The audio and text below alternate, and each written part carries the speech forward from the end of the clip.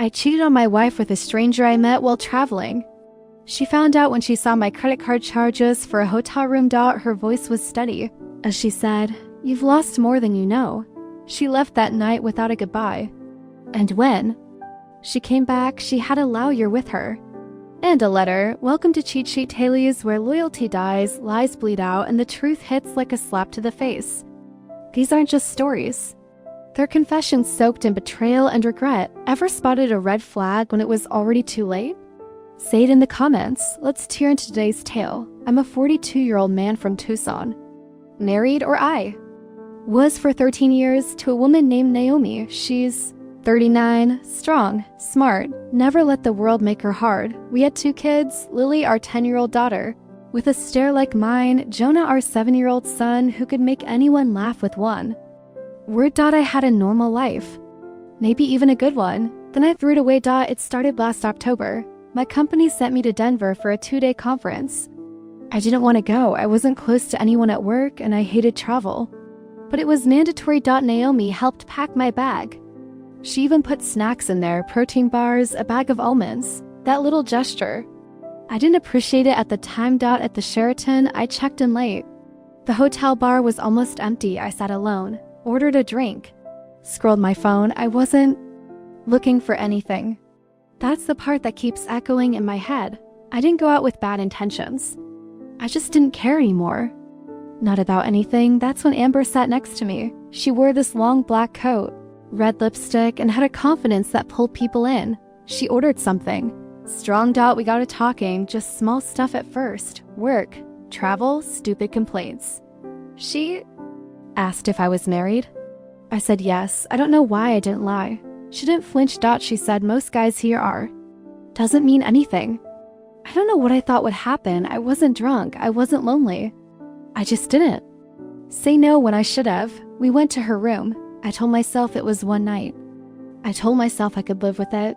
The second it was over, I felt it. Shame, regret, like I couldn't get out of that room fast enough. She was asleep when I left. I deleted her number before I even got to the elevator.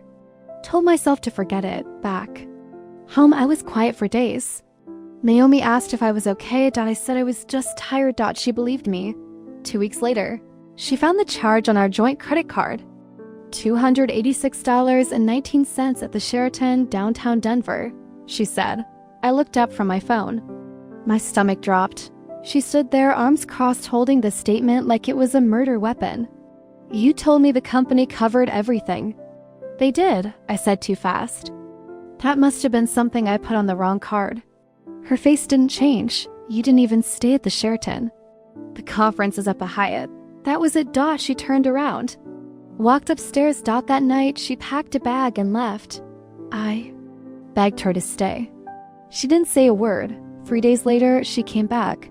She wasn't alone. She had a lawyer with her, and a file folder with my name on it. "Sign these," she said. "We'll talk custody later." She didn't yell, didn't cry. That's what made it worse. She looked at me like I was already dead to her. The next few weeks were a blur. Lawyers, calls, paperwork. My kids asking why mommy wasn't home. I lied again. Said she was staying at grandma's too. Help her recover from surgery. The lies just kept coming. Then she changed the locks. Told me I could come get my stuff when she wasn't there. She even boxed up my things. Left them in the garage like I was a tenant being evicted. She had screenshots, emails, texts. I didn't think she could recover them. Somehow she'd gone through old cloud backups.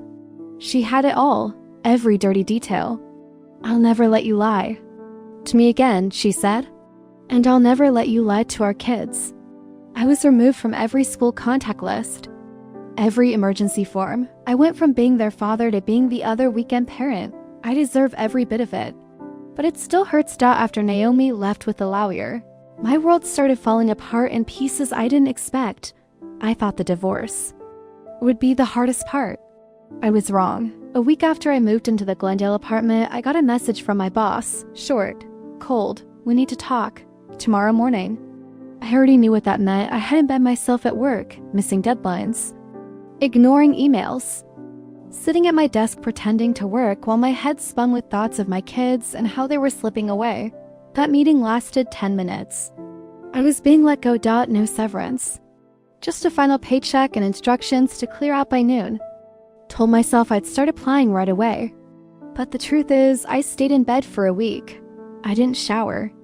I barely ate. I stared at the ceiling and replayed that night in Denver over and over, not because I missed it, but because I couldn't understand how I let it happen. Then one night, I checked my old Google Photos back up. I don't even know. Why, maybe I just wanted to see pictures of the kids. Something to feel close again. That's when I found them. Photos from that night. From her room, I must have been drunker than I thought. Because I had taken selfies of her sleeping, of the room, a mirror shot of me holding a glass. Shirt half unbuttoned, grinning like an idiot. And all of it had synced automatically to the cloud. I felt sick. I didn't know if Naomi had seen those, but judging from the way she had everything else, she probably had. Maybe that's what turned her from angry to ice cold. I deleted them.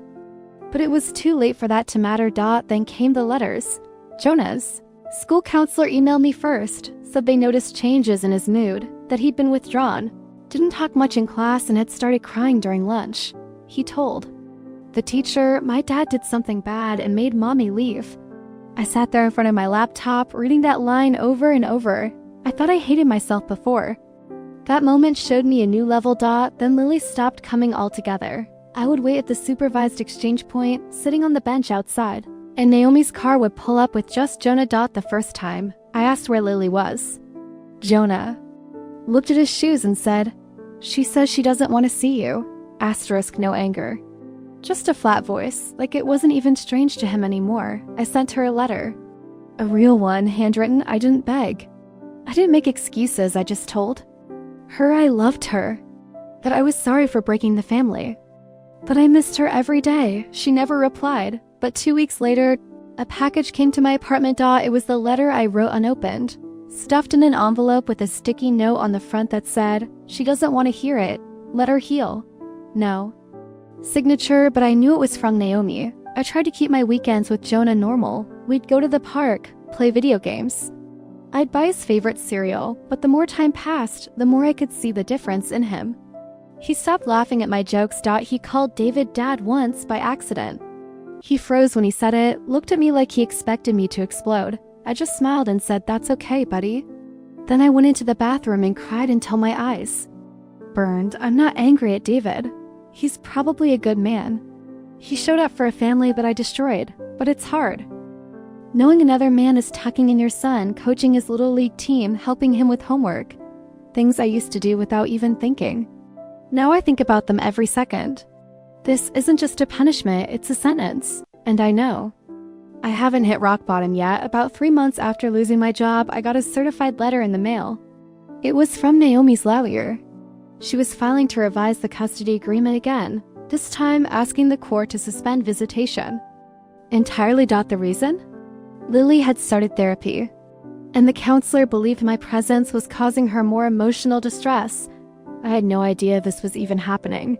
No one told me she was in therapy. No one told me I was being discussed behind closed doors, like some dangerous memory. My lawyer told me to fight it, but I didn't have the money for another legal round. I was behind on rent, behind on everything. I asked him if I had any real shot of keeping the visits going. He was quiet, then said, "Only if you can prove you're mentally stable and financially able to provide for them." Mentally stable.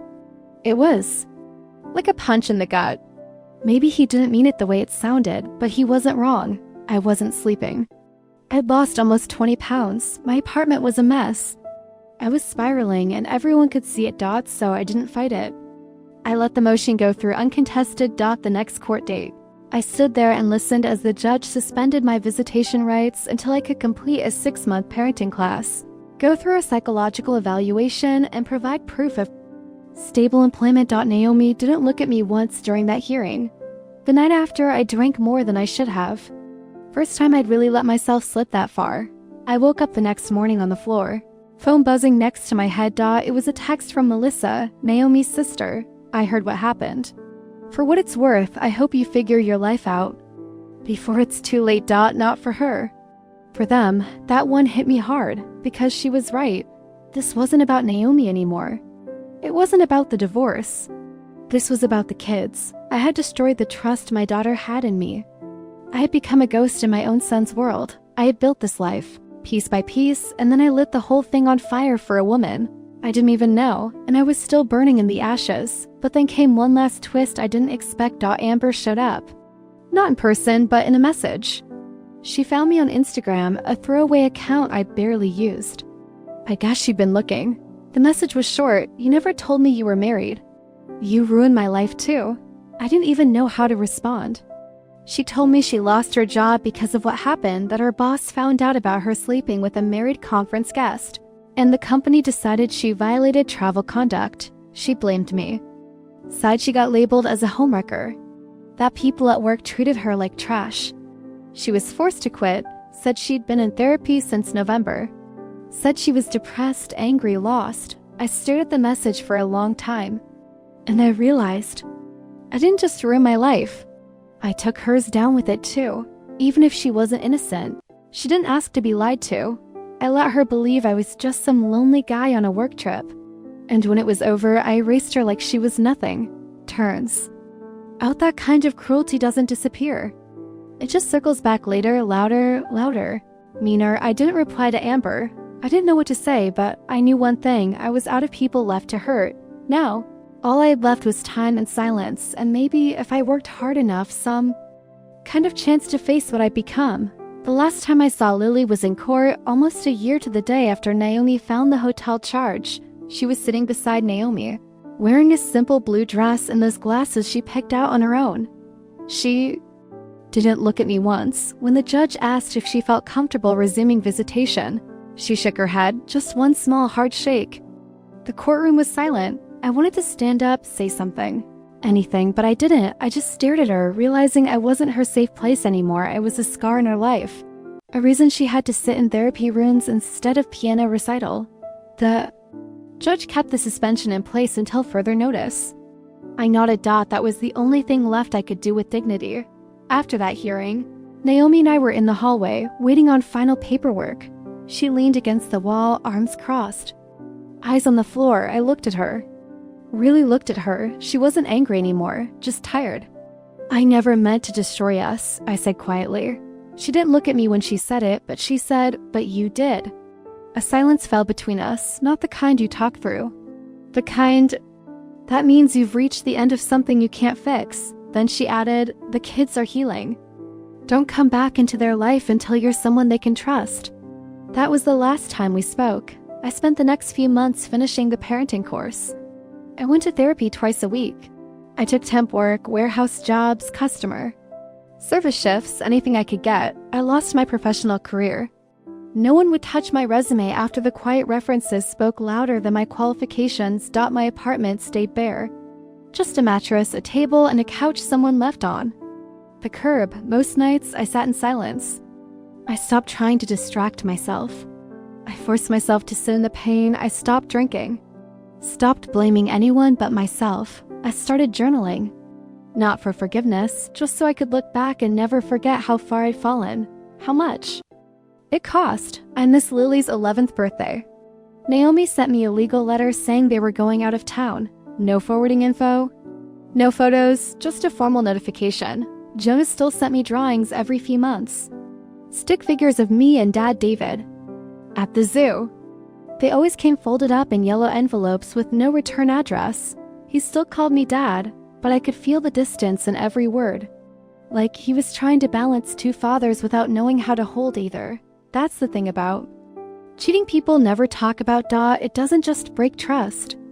It breaks timelines, memories, family rhythms. It turns your kids into little judges who never signed up for the job. It turns your name into something that hurts when they hear it. I don't tell people what happened anymore. Most already know. Or they just assume. The ones who stayed in my life are few, and they never bring it up. I see myself clearly now, not as a victim. Not as someone who made a mistake. I was a man who had everything and thought he could still take more. Who thought he could walk away clean. There's no redemption arc here, no reunion.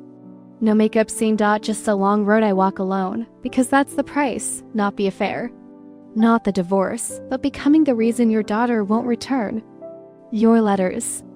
And realizing too late the person you betrayed the most wasn't your wife, it was your children.